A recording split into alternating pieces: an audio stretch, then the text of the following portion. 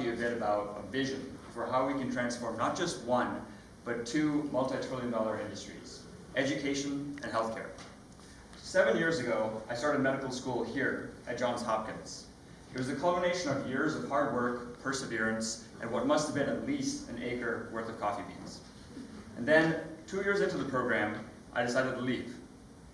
Now, before I share with you why I decided to leave medical school, I wanted to give you a bit of a taste of how difficult that decision was for me and my family. This picture was taken in Bombay in 2017, and it was the last time I saw my grandmother alive. In 1947, she was one of 14 million refugees during the Indian partition who had to pack everything up, leave it, and move her family to India. She was seeking better opportunities for her children, including my father on the right. My father seized that opportunity and wound up not only becoming a physician, but one who would wind up running an entire hospital in South Africa. Decades later, my mom and dad would move my sister and me to the US from Africa, also in search for better opportunities. Opportunities like attending the Johns Hopkins School of Medicine. The second photo was taken at my wedding last year, and the reason I'm showing it to you is that literally every single one of my personal and close family members is a health professional. Doctor, dentist, doctor, dentist, physical therapist, and then me, dropout. And so you can imagine how difficult a conversation it was to have with my family that I wanted to give up everything I'd worked for and leave medical school. So why did I leave? Well, it wasn't because I don't want to be a doctor anymore. In fact, I still do, and I hope to go back and complete my training one day. Nor was it because the program was too difficult. In fact, like most medical schools, Hopkins is pass-fail for the first 2 years. I left medical school because of these three pictures, as well as one simple question with a much more complicated answer. Can you get an MD online? So the first photo shows basically how I felt and many other students feel in lectures all around the world today. When we started medical school at Hopkins, there were 120 of us, and every one of us would attend each and every single lecture. However, by the end of the first semester, less than half of us were regularly attending class. You may be wondering why that was. If you were to sit in the back of the lecture hall and actually look at the laptop screens that were open, you'd see that the majority of students were actually using the time to catch up on shopping, on social media, and also, I know for a fact at least one friend, I won't name him, actually his name's Andy, so I won't name him, used the entire biochemistry block to catch up on a season of Breaking Bad. So if the students weren't in class, where were they? Well, you could find them at home, in coffee shops, or in the library, watching the same recorded lectures, or in many cases, better replacements for those lectures at double speed, basically self-pacing themselves through the curriculum.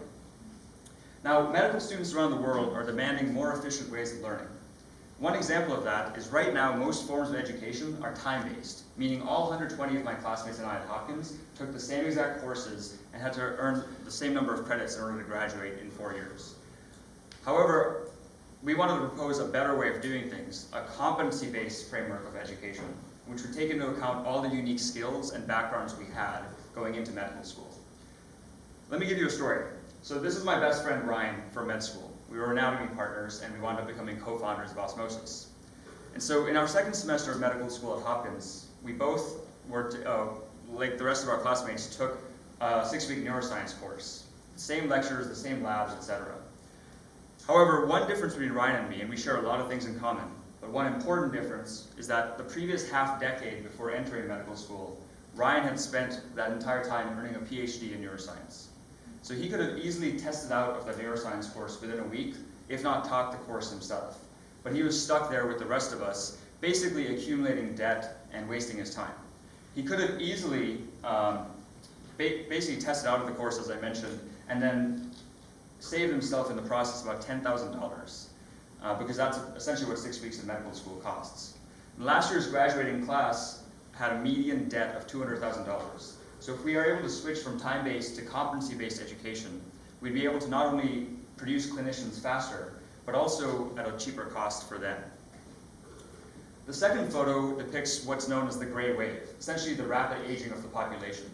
In 2035, for the first time in US history, there will be more people older than 65 than under 18. And so that has a lot of ramifications for our political, economic, and healthcare systems. Let me share two statistics with you. In 2010, we had 1.3 million people requiring nursing home care, and that's going to go to 2.3 million by 2030. Similarly, in 2013, there were about 5 million people who had Alzheimer's disease, and that may almost triple by 2050 to 14 million people. Not only are people living longer, they're living with more health issues, hypertension, diabetes, congestive heart failure, stroke, respiratory disease, and cancer, and they require a lot of health care. This is a chart from the Bureau of Labor Statistics showing the 15 fastest growing professions in the US. And it's no surprise, because of the gray wave, that 9 of these 15 are in healthcare. These include everything from home health aide to personal care assistant, as well as nurse practitioner and physician assistant. In fact, in the next decade, it's estimated that 35 million health professionals, 70% more than what we currently have, will need to be trained in order to keep up with the demand. So the question is, where will these health professionals come from? Where are we going to snap our fingers and get 35 million more people? That brings me to the third and final image. Once successful retail companies like Sears are hemorrhaging jobs. In 2017, they cut 50,000 jobs alone.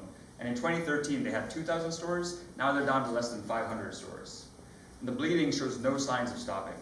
In fact, over the next decade, about 47% of retail jobs, about 7 million jobs, are going to vanish. That's not good news. What are these people going to do? The only silver lining out of all of this is that the people who work in these sectors often possess the same skills that would make them successful in healthcare: communication, problem solving, empathy, customer service. And so we need to figure out ways to efficiently train these people, retrain them for fulfilling careers in healthcare. And so that brings me to the question, can you get an MD online? The reason I chose MD, apart from the fact that it's what I've experienced personally, is that it's widely recognized as the most time-consuming, rigorous, and costly of all the health profession degrees and certifications. So if we start there and are able to make an MD degree more efficient, I think that'll seep into the other degrees and make those more efficient. So let me be clear though, when I ask this question, I don't mean that you're going to go online one day, take a couple tests, and then wind up taking care of patients.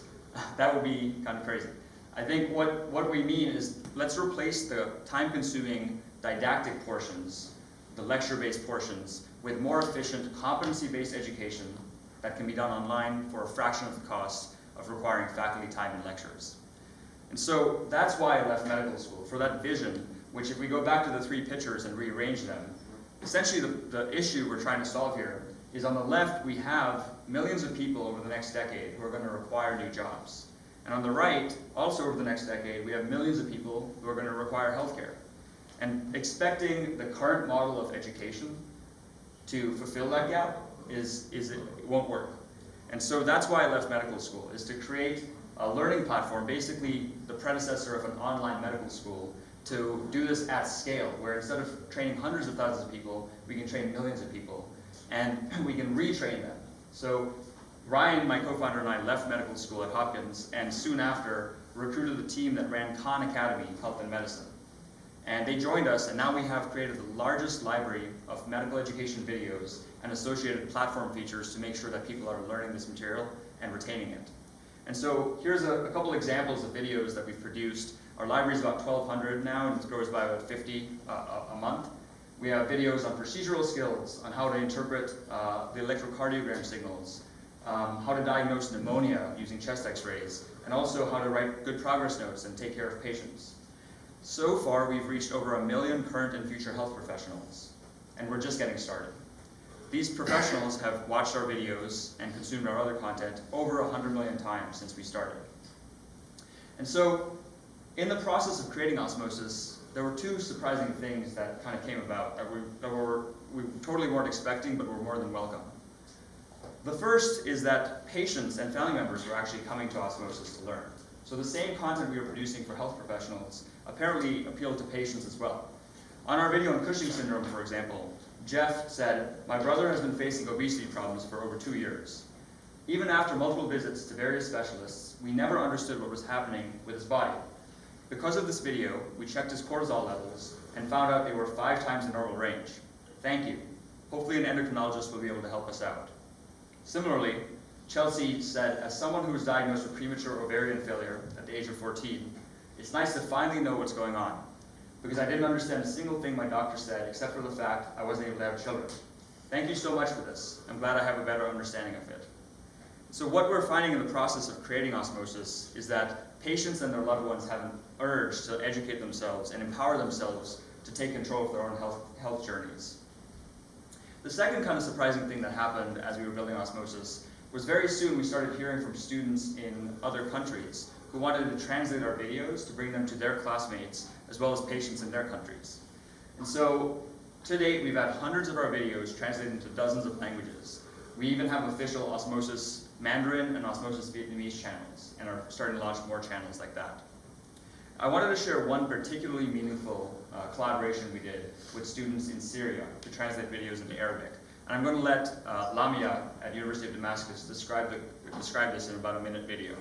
Hi everyone, I'm Lamia Kuba. I'm a medical student in Damascus University, Syria.